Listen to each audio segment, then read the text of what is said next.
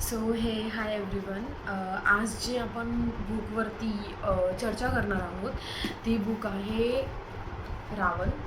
So ही Ravan Sharad तांदळेची book आहे.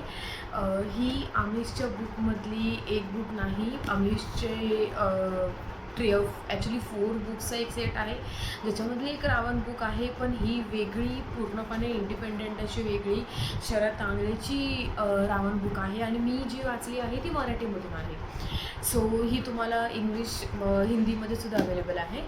So basically ही book आपल्याला रावणाच्या आयुष्याबद्दल पूर्ण सांगते, त्याच्या जन्मापासून ते त्याच्या मृत्यूपर्यंत. कसा त्याचा जन्म झाला, कुठे झाला, तो कसा वाढला, कसं त्याने पूर्ण साम्राज्य उभं केलं लंकेचं, पूर्ण लंका कशी सोन्याची उभी केली, कसे त्याने वेगवेगळे राज्य जिंकले, कसं त्याने सगळ्या विविध प्रकारच्या जाती जमातीच्या लोकांना एकत्रित आणलं आणि सगळ्यांना राक्षस साम्राज्यात जागा दिली. ह्या हेतूखाली की त्याला ते सगळ्यांनी राक्षस साम्राज्य आणि राक्षस साम्राज्याच्या रीतीभातींना किंवा रूल्सला फॉलो करायला हवं म्हणून, ज्यामुळे त्याचं साम्राज्य वाढेल पुढे जाऊन. सो ही बुक खूप छानपणे त्या गोष्टींचं वर्णन करते. एक लिमिट होती, म्हणजे एक वेळ आली जिथे मला असं झालं की नाही, मी हे नाही वाचू शकत, कारण ज्या पद्धतीने गोष्टी मांडलेल्या आहेत, ज्या पद्धतीने त्याच्या काही चुकांवरती पांघरून घातलं गेलेलं आहे, ते मला अतिशय पटलेलं नाही. ॲज अ स्त्री म्हणा किंवा ॲज अ माणूस म्हणा, आपल्याला काही गोष्टी आपण नाही पचवू शकत आणि ह्या बुकमध्ये त्या गोष्टींना खूप म्हणजे खूप सामान्य रीतीने मांडलं गेलेलं आहे की it's not a big deal, so that kind of thing. So he book अशी आहे ज्याच्यामुळे तुम्हाला विचार करण्यास ती तुम्हाला भाग पाडेल. का रावणाने एवढे मोठमोठे निर्णय घेतले, का तो आर्यांच्या, तो देवांच्या एवढा विरोधात होता, ह्याचं मेन उत्तर देणारं हे पुस्तक आहे. ह्या पुस्तकामुळे तुम्हाला त्याची विचार करण्याची पद्धत, त्यांनी कुठल्या पद्धतीने काय विचार करून काय निर्णय घेतले, का घेतले, का त्यांनी देवाशी एवढी झुंजत घातली, का त्यांनी देवाशी पूर्णपणे वैर घेतलं, का त्यांना शेवटी रामांशी युद्ध करावं लागलं, ह्या सगळ्या प्रश्नांची उत्तरं ह्या पुस्तकात भेटतात.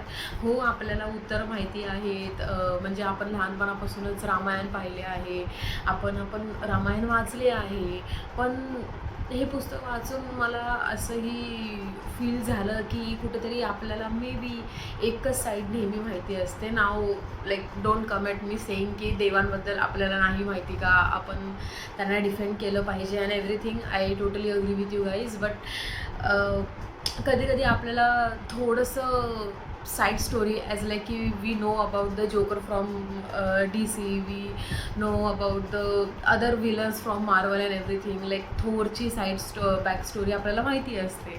So in that way I am just saying की ही बुक आपल्याला रावणाची बॅक स्टोरी सांगते, का त्याला तेवढं वैर होतं देवांसोबत, आणि त्याचं खूप म्हणजे खूप महत्त्वाचं आणि मूळ कारण आहे त्याची आई.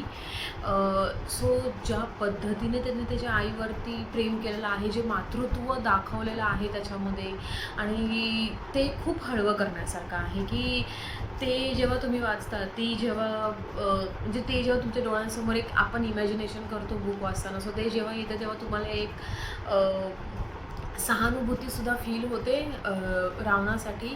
बट हां, जेव्हा तुम्ही त्याच्या एका वयात म्हणजे रावणाचं एक वय झाल्यानंतर जेव्हा तो ॲक्च्युली साम्राज्य वगैरे उभं करण्याच्या नंतर जे त्याने वाईट कृत्य केलेले आहे, त्याच्यानंतर ती सहानुभूती तुम्हाला कुठेही दिसणार नाही, कुठेही जाणवणार नाही. सो हां, हे बुक वाचताना पण मी असं म्हणेन की ओपन माइंड ठेवा, कारण आपल्यासाठी जे राम आहेत, जे श्री बजरंगबली आहेत, जे हनुमान आहेत, ते हे सगळे आपल्यासाठी खूप वरच्या लेवलचे, म्हणजे खूप देवच आहेत हे आपल्यासाठी, आणि आपण त्यांना खूप वेगळ्या दृष्टीने बघतो, खूप वेगळ्या नजरेने बघतो. पण ह्या बुकमध्ये त्यांच्याबद्दल सांगताना किंवा त्यांच्याबद्दल गोष्टी मांडताना खूप वेगळ्या पद्धतीने मांडलेल्या आहेत. ही बुक वाचताना तुम्हाला ही गोष्ट लक्षात ठेवावी लागेल की ही बुक पूर्णपणे रावणाच्या दृष्टिकोनातून आहे. तुम्ही असं नाही घेऊ शकत की आमच्या देवांबद्दल असं बोललं गेलेलं आहे, कारण ही बुक पूर्णपणे रावणाच्या दृष्टीने आहे.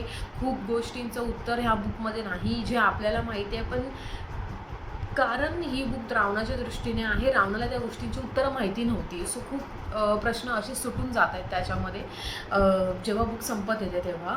सो तुम्ही जेव्हा ती बुक वाचताय तर तुम्हाला ती गोष्ट लक्षात ठेवावी लागेल, तुम्हाला ती गोष्ट स्वतःला रिपीट करावी लागेल परत परत परत की ही रावणाच्या दृष्टीने आहे, हे रावणाच्या दृष्टीने आहे. तो कधीही रामाला देव नाही समजला आहे, तो कधीही बजरंग बलीला देव नाही समजलेला आहे. मग ज्या पद्धतीने त्याने त्या दोघांचं वर्णन केलेलं आहे ते अतिशय वेगळ्या वेने आहे इन अ वे. सो तुम्हाला ती गोष्ट लक्षात ठेवून ओपन माइंड ठेवून ही बुक वाचायची आहे. ॲज अ रीडर मला ही बुक आवडली. हे पुस्तक रावणाचं एक बाजू मांडते, पण हे पुस्तक त्याने केलेल्या कृत्यांचं जस्टिफाय कुठेही करत नाही. हे पुस्तक तुम्हाला फक्त ॲज अ सेड लाईक की एक विलनची बॅक स्टोरी देतं. जर तुम्हाला बुक वाचायची आणि घ्यायची इच्छा झाली असेल तर link is in my description below. So you can click on the given link आणि तुम्ही ती बुक परचेस करू शकता. बुक इंग्लिश आणि हिंदीमध्ये सुद्धा अवेलेबल आहे. सो तुम्ही प्रेफरेबल लँग्वेजेसमध्ये ती वाचू शकता. Thank you for watching my video.